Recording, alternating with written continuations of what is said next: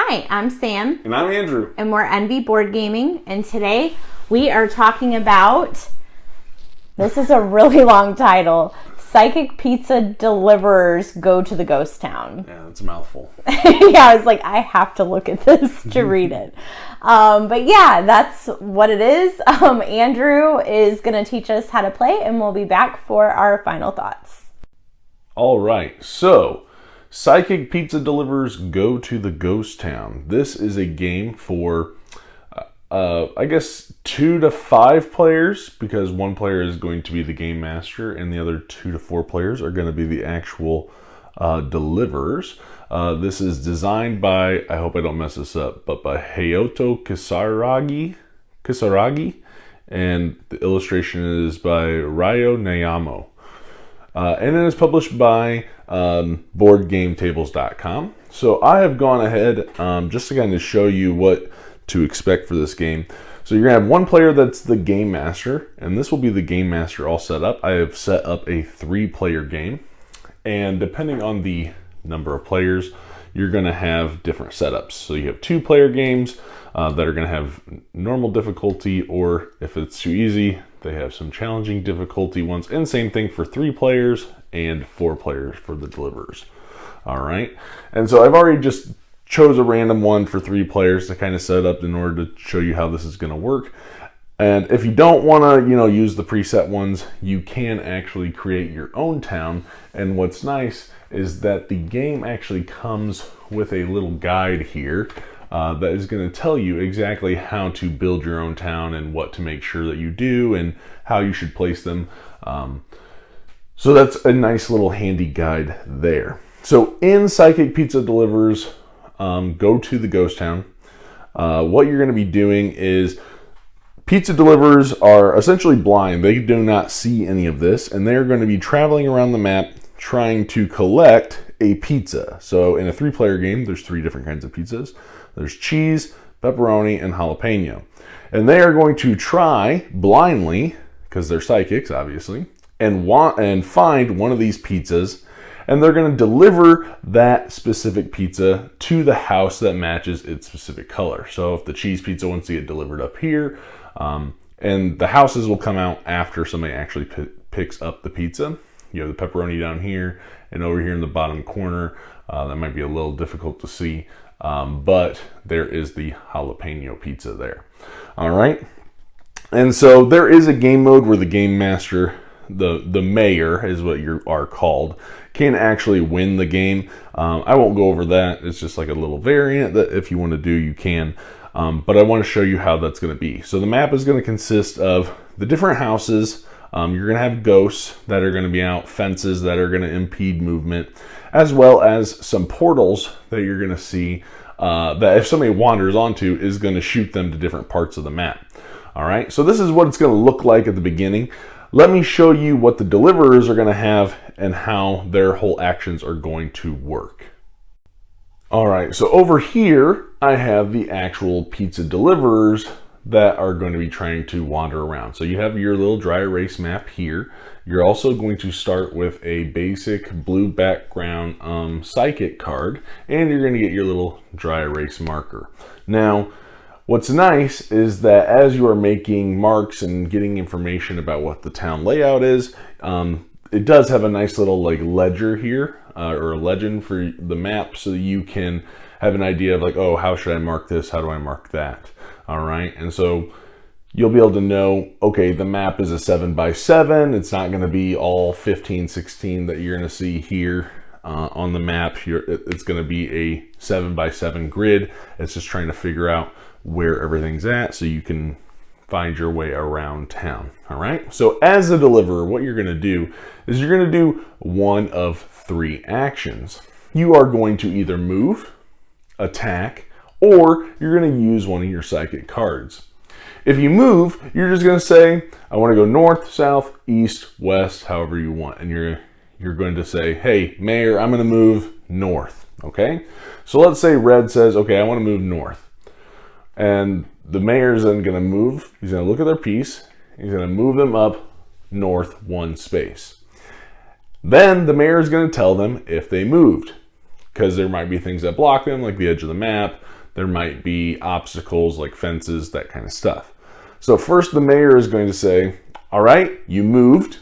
And then it's going to tell them a number of, a little bit of information. And what's nice is you have this little kind of like a block here with the box. And on the inside of the box lid, it tells you the information that you're going to share with the actual deliverers. So in this case, you're going to tell them if they move. Then you're going to tell where adjacent fences are.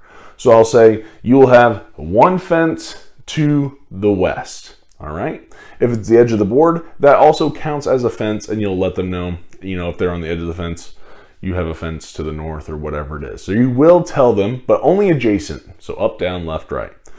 That's the only fences that you're going to tell them about. Then for the next step, you're going to look at the 8 spaces surrounding the deliverer. Okay. And you're going to tell them how many ghosts there are, how many pizzas, and how many homes. Okay, and there might not be any homes at the beginning. So even if red was, let's say here, right? I would give the information about the fence. You have one to the west. And then I would tell them how many ghosts. In the 8 surrounding spaces, there are 0 ghosts. In the 8 surrounding spaces, there are 2 pizzas in this situation because you have the pepperoni. You won't tell them which ones, but obviously those 2 tokens mark the pizzas. And how many houses. Now, eventually a yellow house will go where that little yellow token is, the mailbox. However, it's not there yet because nobody's picked up a pizza to deliver to that house. So I would say 0 houses. And what the player is going to do over here on their little sheet, and I'll give you a little bit of a closer view here, they're going to be able to mark, how many ghosts, how many houses, how many pizzas that are going to be surrounding their space. And let's say if they did move north, I would just mark the movement like so. All right. And you're going to keep track of where you're moving on the board and your surroundings. If they tell me, oh, there's a fence to my west, like back where I was, all right, I'll just mark that there. And there is 1 ghost. Okay, so here I know I have 1 ghost. All right, no houses, no other pizzas. So that's my information for that space. All right, now let's say a couple rounds go by, right? And another action you're gonna be able to do, let's say they move up here, and I will mark my board here. And next they want to move to the west, right? And what's great, as the actual mayor, you are going to have this handy little sheet. So depending on the action they take, you're going to be able to see what happens. All right, when they move, what happens if they move into these certain spaces, and it goes into great detail about what that's going to look like, even if they move into empty spaces, right? And so it really has even like a little script of what you will say to them and how you'll announce it, which is really interesting.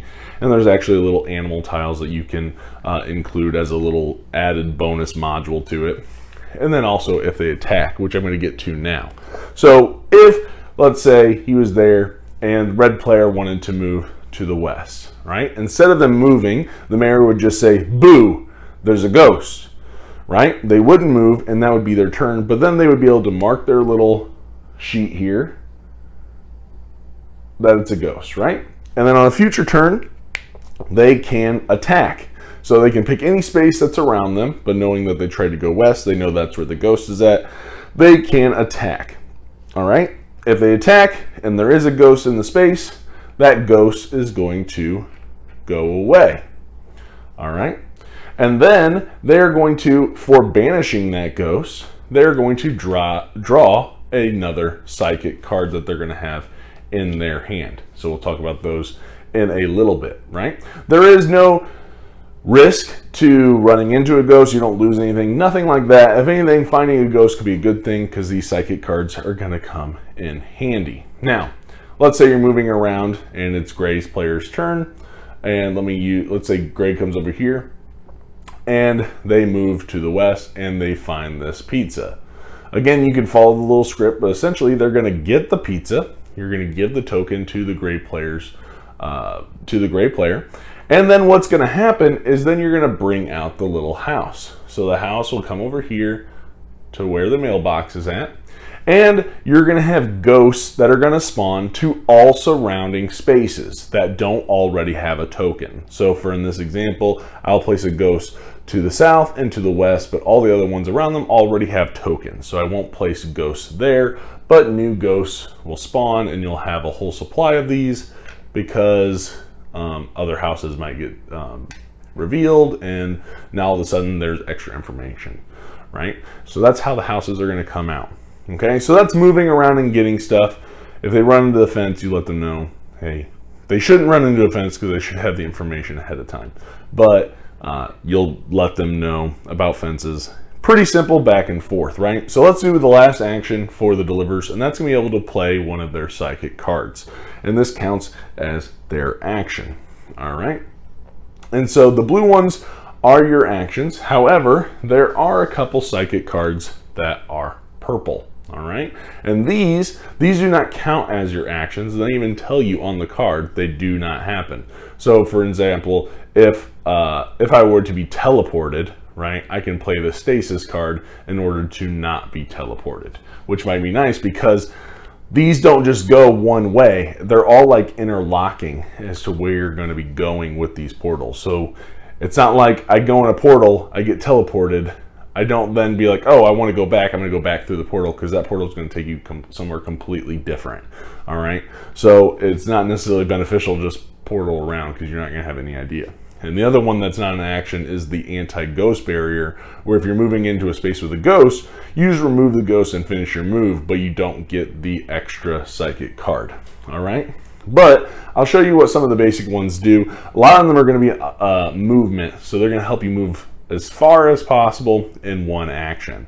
So for this one, the diagonal sprint, pretty self-explanatory. You're going to either go northeast, southeast, southwest, or northwest, and you're going to move in a diagonal direction as far as possible until you hit a fence. All right, and then after that, the mayor is going to announce how many spaces you move, so you have an idea to mark your little board.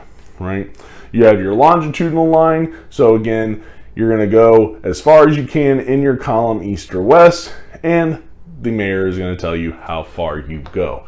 Some other cards you might get, like a pizza sense, where you just play this card, and the mayor is going to announce to you how many orthogonal spaces away you are from the closest pizza. And if you already have a pizza, then they're going to tell you how many spaces you are away from the house that you need to deliver it to. All right. You have cards like Psychic Eye, where you can move and then receive exact locations for your surrounding report, right? So I would tell you exactly where everything is in the 8 surrounding spaces. You have the line sprint, which is pretty much northeast, southwest. And as you move, you'll move as far as possible. And then the mayor will announce. So in this one, you just kind of get to pick in a straight line, whichever direction you want to go. We already did pizza sense, diagonal. Let's see, latitudinal, right? This is just north and south, same stuff. But I think you get the idea, and I think that actually covers all of them. Yes, that's all the cards that you're going to have possible. Most of them are going to help with movement and at least giving you some kind of sense of what you're going to do.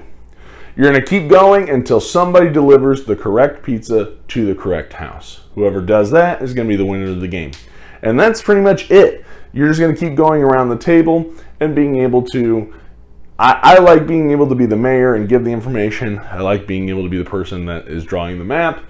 But it's a pretty simple, straightforward game. Plays in about 30 to 45 minutes. So it's not too long of a game. But that's how you're going to play. Whether you're the mayor or you're the Deliverers, that's how it's going to be. So let's go ahead and take it back up top, and I'll give you guys our final review.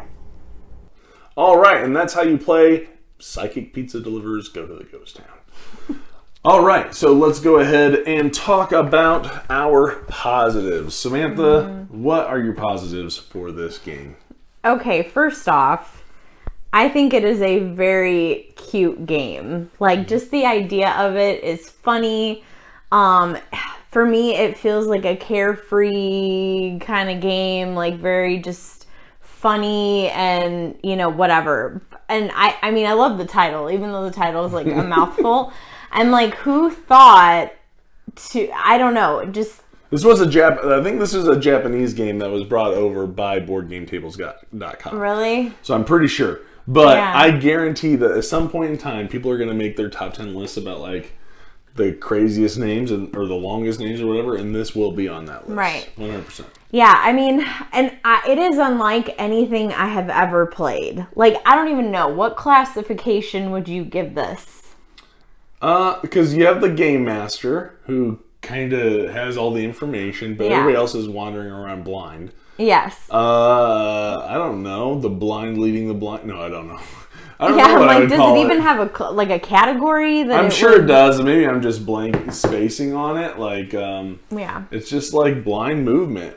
It is. It's almost like not a roll and write, but it's like a I would guess it would be kind of a deduction. A deduction game, Yeah, right? okay. Because you're deducing, okay, where are the houses, where are the fences, where are the pizzas, where do I need to go? yeah. Yeah, I believe it's a deduction game. So, I mean, that's what I liked was, I mean, it does kind of suck because you are wandering around blind, but I think there's so much satisfaction when, like, you do bump into something. Like, if you do find a house or you do find a pizza and it's like, or you're like, oh, you bumped into a ghost. Okay. You know, like, Right. you know, I think it's funny, you know, it's like a very carefree game, but everybody is like, it is deduction, but everybody is kind of like stumbling around. I feel like there's really, I mean, I guess there's luck involved, but you really have to pay attention, like where you're going, what's like, okay, if I step over here, there's a fence, or if I, you know, oh, I already went in that direction, there's nothing over there. Because I know, like when I was playing and you were like, oh, nothing, Right. or there's a fence, and I'm like, okay, you have to have a very good imagination because you are looking at, you know, you're just writing down your own stuff. I think it's cool, you know, the little dry erase boards and stuff like that. And you're kind of like, you know, like take it, like kind of writing like, this is what the fence looks like, or this is like a little house. And so I thought it was just really neat in that way that you had to use your imagination, and then it's like you're getting sucked into a vortex. Right, and you don't know where that vortex trying to goes. map out what is on the mayor's board. Right. Right. So I just thought it was different, and I had fun playing it.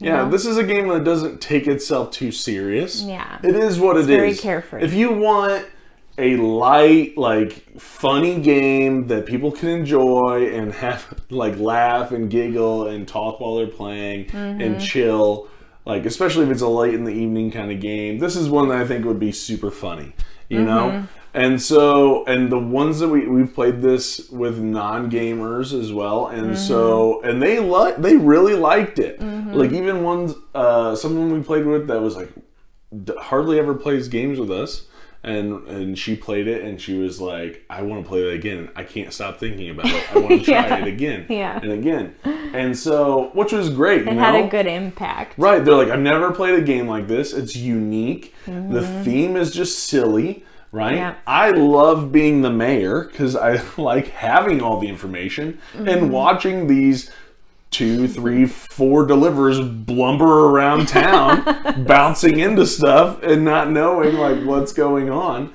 And you know, it's just, oh, you wandered into a portal and you go to a completely different part of town. And it's good, silly fun. You have the little psychic cards that I think can be really beneficial. Most of them are just moving up, down, left, right, you know, diagonal, whatever. But it's just funny to watch people trying to draw stuff on their board.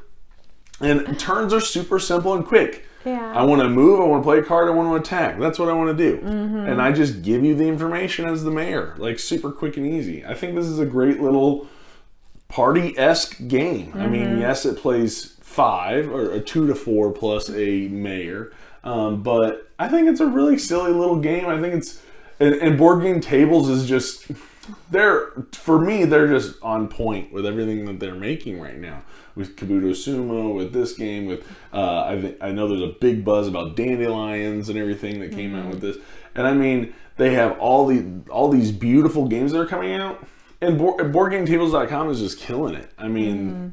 I cannot think of a game that hasn't been like well received yet. And they're all really in the same genre. Nice little light, silly, fun, unique games. Yeah. And they did it again with this game, and I'm so glad that we backed it, and I look forward to playing this quite a bit. So, and it plays quick, like 30, 45 minutes, you could be done. Yeah. You know? And so, yeah, how about negatives? Do you have any negatives for the game? Not really necessarily a negative, more of like a suggestion. So like being the mayor, you had like the little ghost pieces and, where the pizzas were and the houses and stuff. And I just kind of wish that like us that were playing it, we would have pieces too. So when we would bump into something, we'd be like, oh, there's a ghost there. Or well, that's like, what you draw it on. I know, but it would just be more fun to have little mini ghosts. You know what would happen then? What? People would bump their board and it'd get all messed up. Well, I mean, that's their fault then. But I just thought it was super cute, and like if you find a pizza, you get your cute little pizza. But like, yeah, I think that I thought if we had pieces and didn't have to draw everything, like it would be just more, I don't know, fun. I don't know. I just wanted pieces because I saw what you had.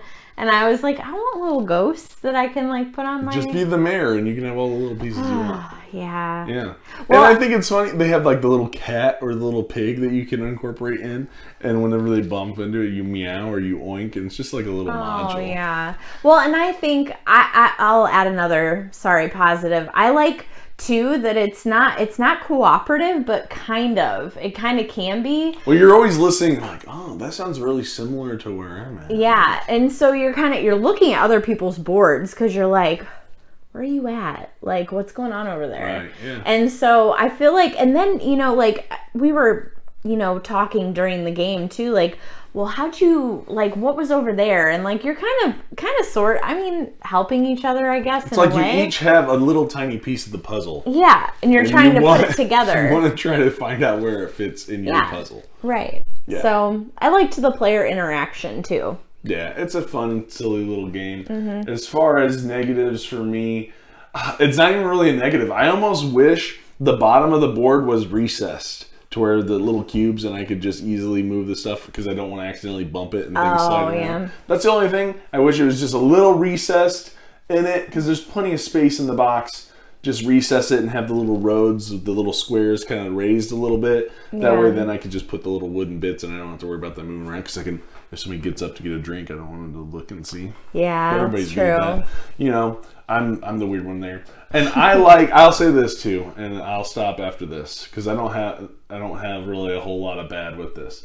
I like as the mayor, you gotta be dramatic and boom, scare them, or you gotta be like, oh, it's a house, but it's not the right one. Yeah. Yeah. And it's just so much more fun when you get into the gameplay of it. So with that being said, let's go ahead and jump into final scores. Samantha, what do you rate this game? I think I'm gonna give it an 8. An 8? Mm-hmm.